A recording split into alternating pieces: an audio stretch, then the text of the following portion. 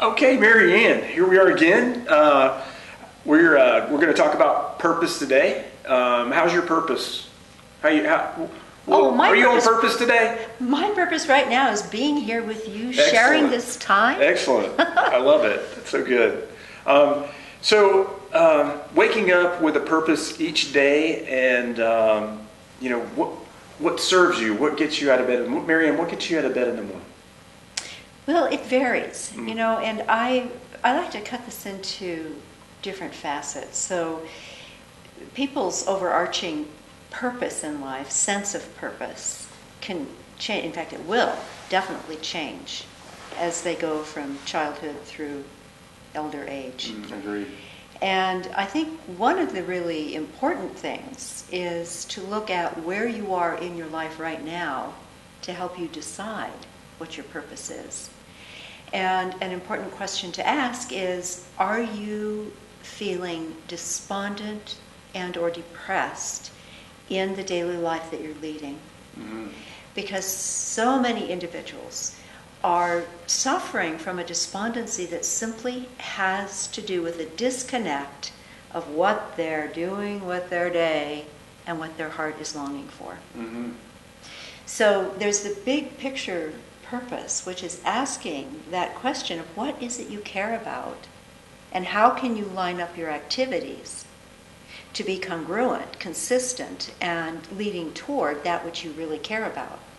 And for some people, so I'm a physician, some individuals, some colleagues who have gotten really tired and depressed with their practice went on a mission to Haiti. Nice. Or one to Africa, and came back so grateful for what he had in life. Both of them were men.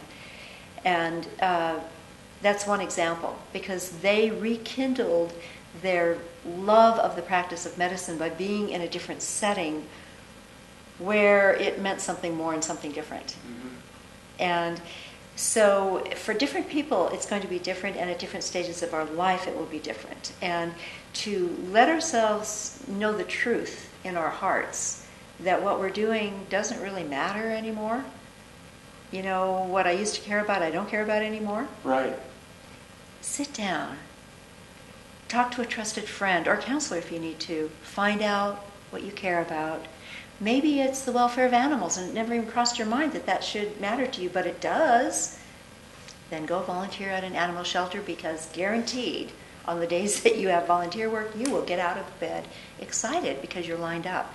I am serious. Sitting here with you talking about these things is purpose for me, because my sense of purpose has been for many decades telling the truth about the mind-body connection, how our inner workings create the behaviors and our choices that lead to either wellness or maladaptive behavior that leads to ill health on every front.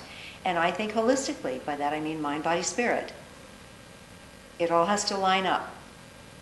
And I know another one of the things that Dan and his group looked at was being part of a faith-based group. Well, however you want to define that, having some sense of purpose that is bigger than yourself, that is worth engaging your life with, because sometimes we get tired. And so we need something we believe in that's big enough to get us going. I totally agree. I'm blessed enough to teach a purpose workshop for Blue Zones. They said I could do that. They certified me and allowed me to be able to do that, and I think it's a privilege for me to. I've talked to many groups, and one of the things we do is, what's your calling? You know, what is a calling for you? What are your values? You know, what do you value in your life? It helps you make different decisions. And so we have calling cards, and it's a deck of 50, and you go in and you pull it down to 15, and then you actually go down to 5, and that's your 5 that you pick that represent what your purpose is.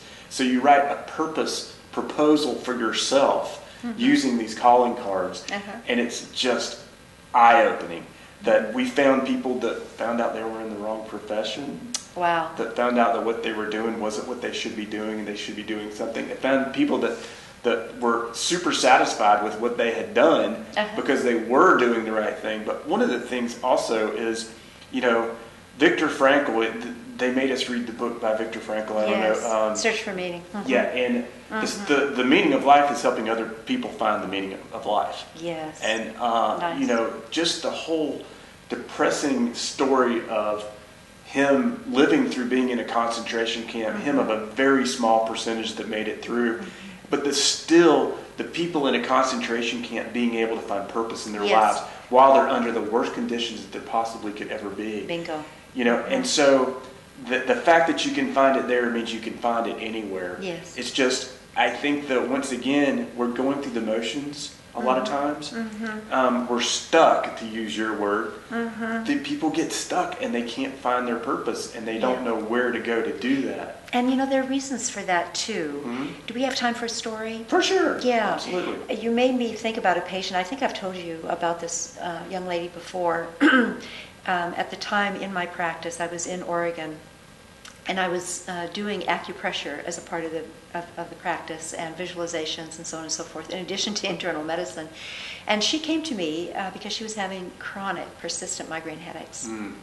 And she would doctor shop. She would try medication for a while. It would work, and then it would stop working. And she had heard about me through the grapevine and really wanted to be off of medication.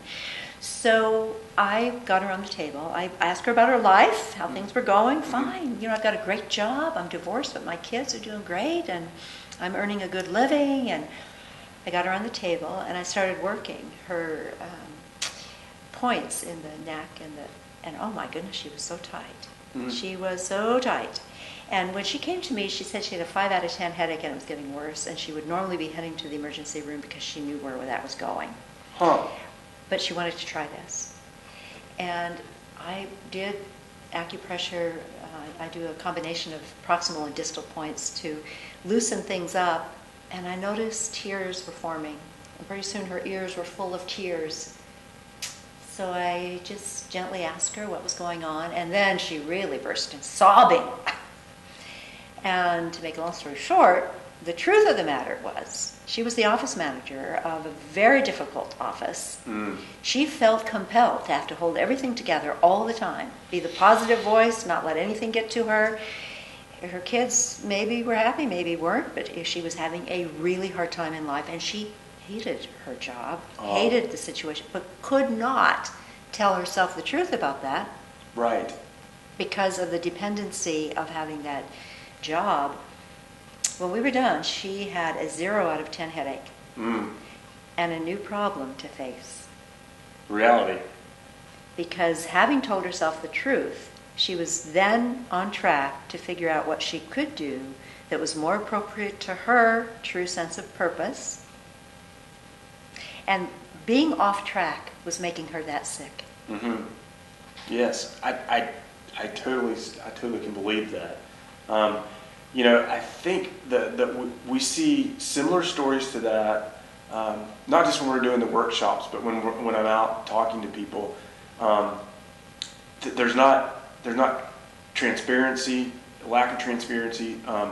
People aren't genuine with themselves because they're afraid. They're so worried about what other people think of them, that or they're so worried about keeping up with the status quo. Yes. Of, you know, trying to worried about things that really truly don't matter. But I see a lot of people suppressing these bad things and bad feelings, and they don't know how to get past them. Yes. You know, they need to talk to somebody. Yes. As you know, one of my friends is doing in a safe space where they can talk about the problem and not be fear ridicule or fear, you know, bad things happening during that conversation. It's got to be the safe space, and it has to be a positive environment. But I think that's one of the things that I see more than anything is people not telling themselves the truth. Yes. Is rampant in. I mean, I can reach out to 5 people right now that I know are keeping the truth from themselves and are not happy because of it. Yes. And you know, there's a thing that I do, and this is a business model, but I'm going to bring it into this because I have to. People are so often stuck in blame, ignore, and deny. They blame others. They ignore that there's a problem. They deny that they have a problem. And the easiest thing to do is to assume responsibility, because once you assume responsibility that it's your problem and that you're going to solve it, it's relatively easy to find a solution. Yeah. And I've found that many times when people follow that, that they find their way to purpose a lot faster. Yeah, that's really beautiful. And I like to add, I mean, a great book said, "The truth will set you free." It's true. It was true. That is a true statement. All the time. And I do like to pause with people who I see are operating from fear. Because fear, if a child is afraid, just reason and just being tough doesn't necessarily work.